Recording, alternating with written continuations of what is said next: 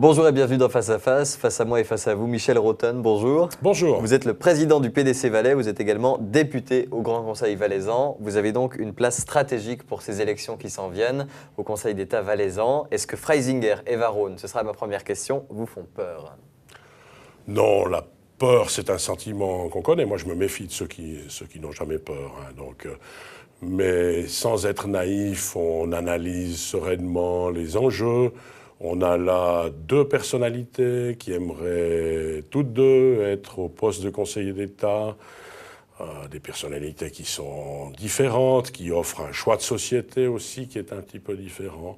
Alors, on n'est pas dans le domaine de la peur, mais j'attends à ce que les citoyens fassent un vrai choix, un choix de société, en se disant, tiens, c'est à cette personne-là que j'ai envie de confier la gestion du bien public. En tout cas, ils se donnent de la peine, surtout sur les nouveaux médias, comptes Facebook, Twitter, vidéo buzz, comme on dit aujourd'hui. Est-ce que ça va vous pousser aussi dans cette communication-là ? On avait entamé cette approche de communication qu'on pourrait qualifier de moderne bien avant ces enjeux. Moi, j'ai 3 conseillers d'État en place qui ont donc une majorité sur les 5 conseillers d'État valaisans. 3 conseillers d'État sont de la famille C, de la majorité C. Et tous les 3 sont actifs sur les Facebook, les Twitter, les channels YouTube, tout ce qui existe, évidemment. Mais c'était peut-être un peu moins nécessaire avant. C'est vrai que le PDC, historiquement, est très fort en Valais. Maintenant, manifestement, c'est pas nouveau non plus, mais aujourd'hui, en 2013 en tout cas, il y en a qui veulent combattre ça et qui veulent aussi leur part du gâteau. Ça a toujours été un thème, finalement. Il n'y a plus que 3 cantons en Suisse qui ont une majorité politique comme ça installée. Mais figurez-vous qu'il s'agit de 3 cantons où il fait bon vivre. Il faut le dire aussi.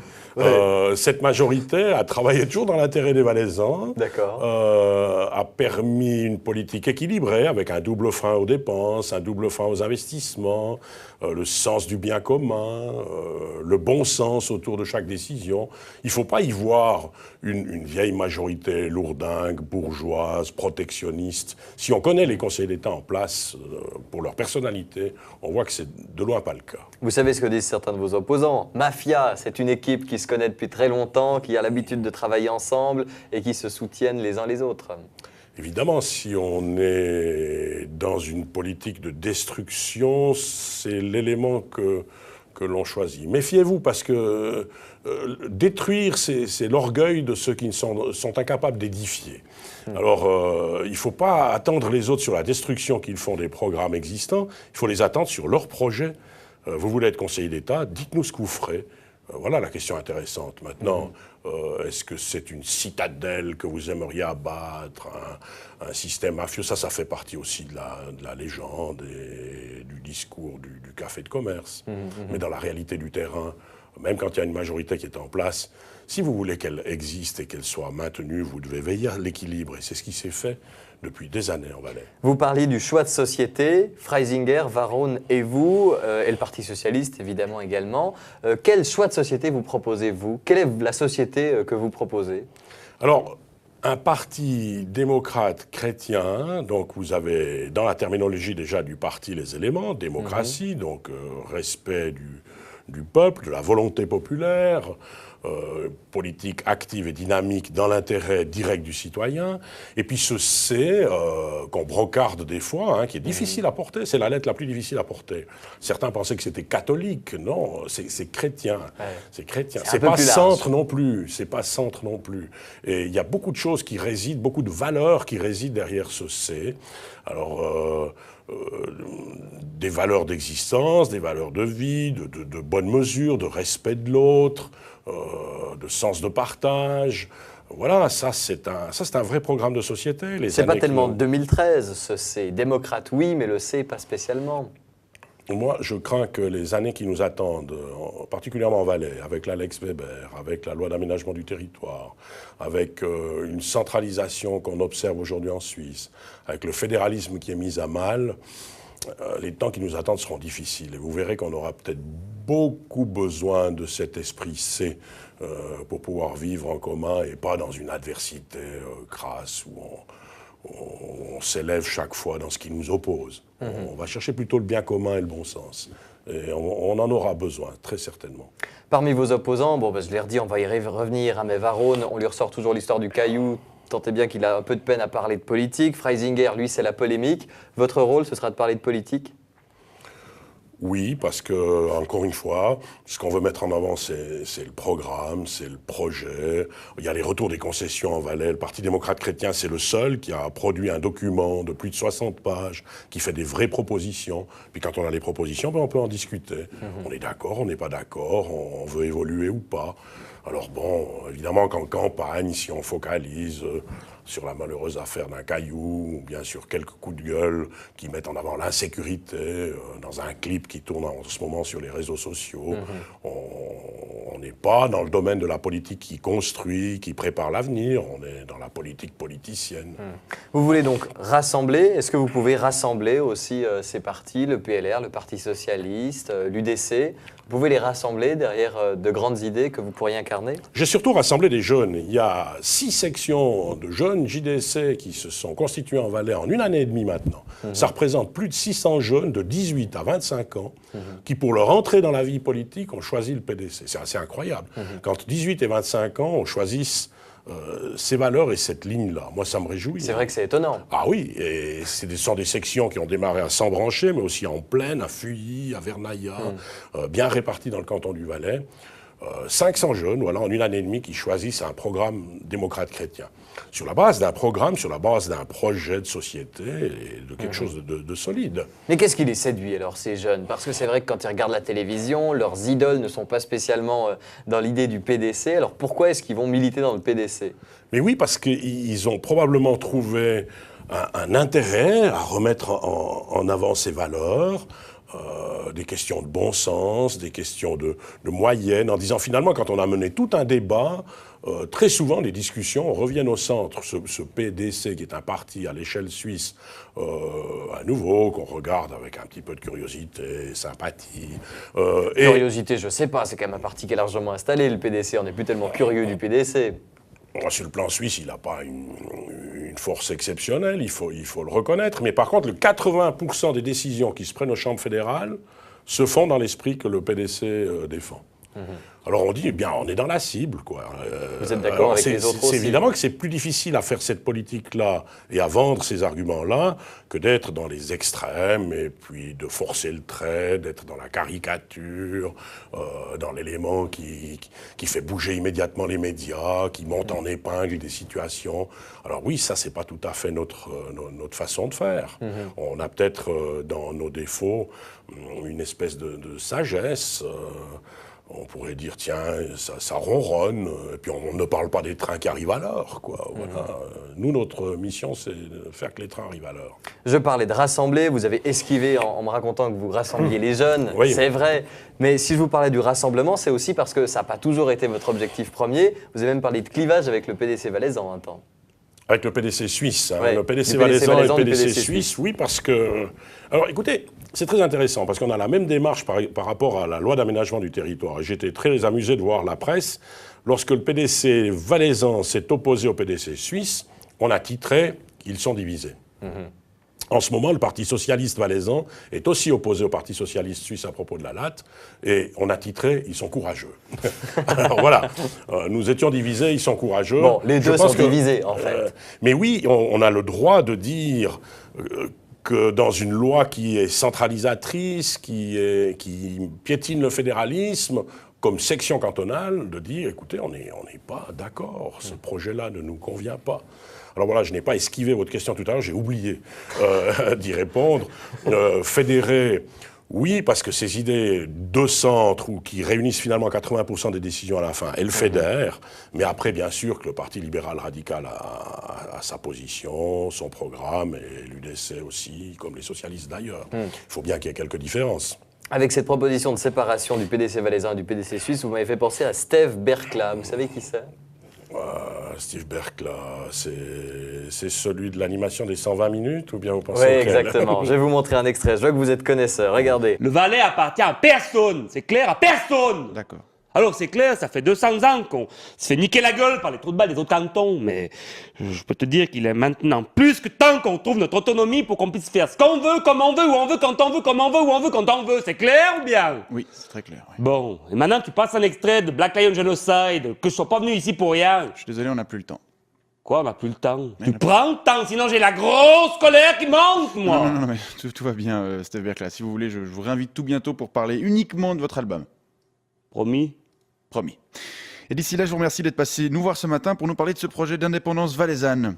Service. Bonne journée, Steve Berkla. Pareil. Voilà, Steve Berkla. Il vous ressemble un peu? Vous y reconnaissez? C'est une caricature, évidemment, avec des traits forcés. Je les adore. Hein. Je dois dire que je suis bon client pour tout ce qui est du côté de l'humour, du Ouais. côté du trait un petit peu forcé. Dans Même cette quand ils communication. imitent les Valaisans. Mais oui, bien sûr, parce D'accord. qu'il faut savoir... mais on est dans la caricature et le cliché. Alors évidemment, ma mission depuis longtemps est de montrer un Valais moderne. Les PFL va venir en Valais. Ouais. On va essayer de Le devenir fameux un canton Silicon universitaire. Valley, quoi. On va devenir un canton universitaire. On a une belle jeunesse qui est bien formée, avec de bonnes écoles. Alors voilà, c'est ces images-là du Valais aussi qu'il m'appartient de promouvoir. Et pas simplement du vieux rocker ringard.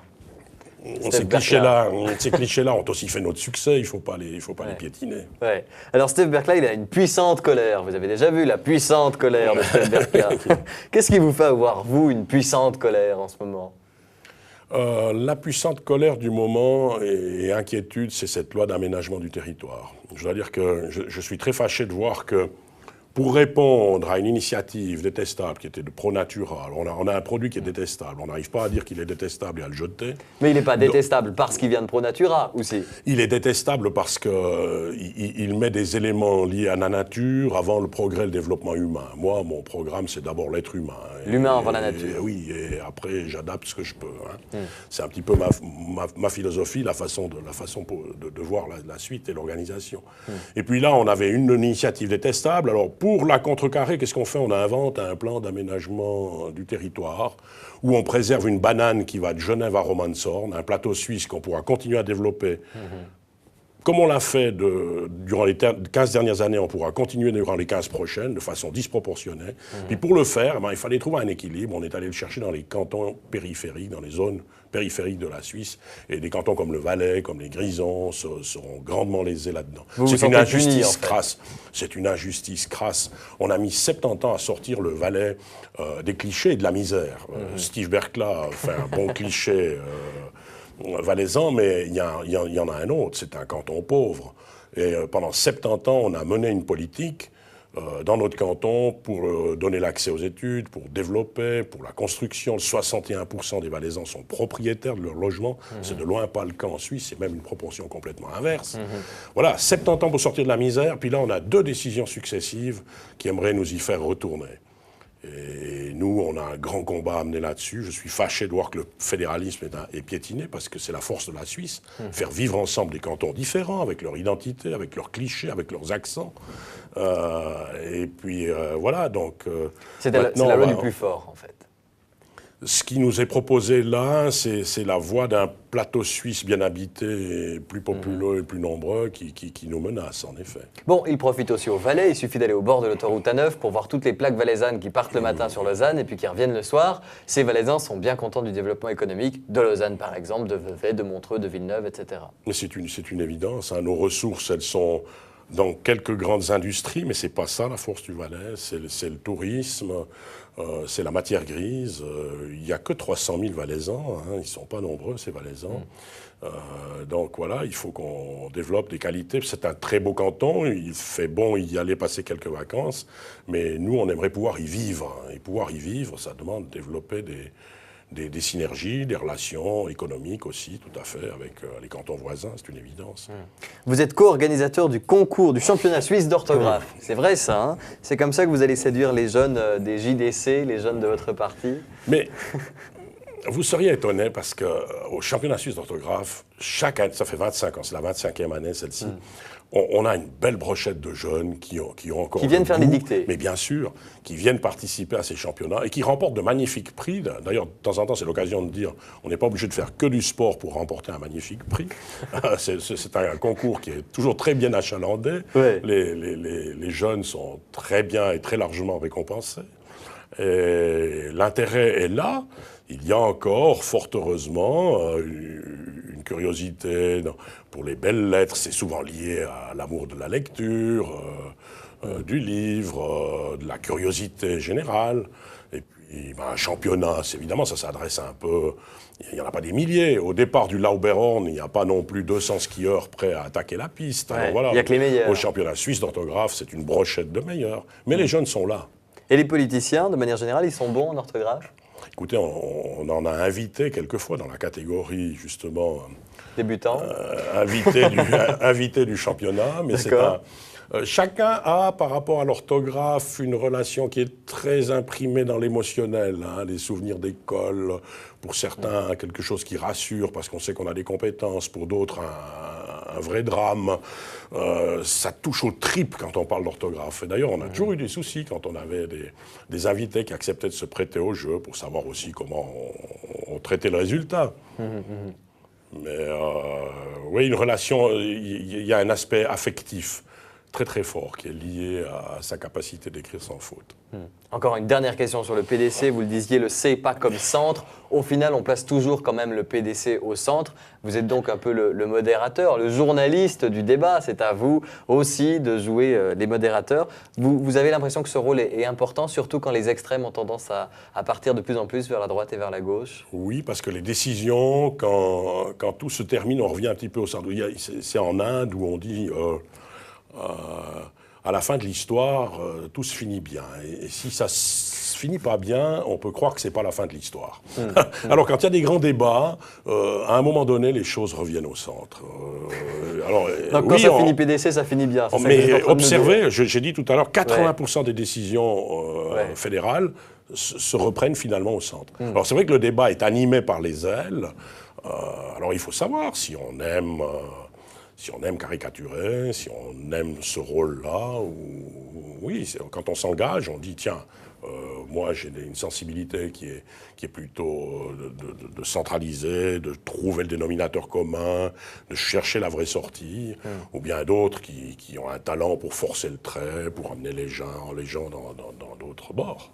Vous aimez bien ce 80%, mais il veut dire autre chose aussi. Si 80% des partis politiques, enfin des décisions finissent par être en accord avec vos idées, c'est que vous ne servez à rien. C'est que de toute façon, les partis politiques se mettent d'accord sur vos idées, non? Non, parce qu'à la fin, il faut quelqu'un pour rédiger ou pour trouver la sortie. Dans le temps, quand on avait des règlements, les règlements disaient tout. Puis il y avait toujours une petite phrase qui disait « Pour toutes les situations pas prévues par le règlement, le bon sens prévaut ». C'est un peu ça, le PDC.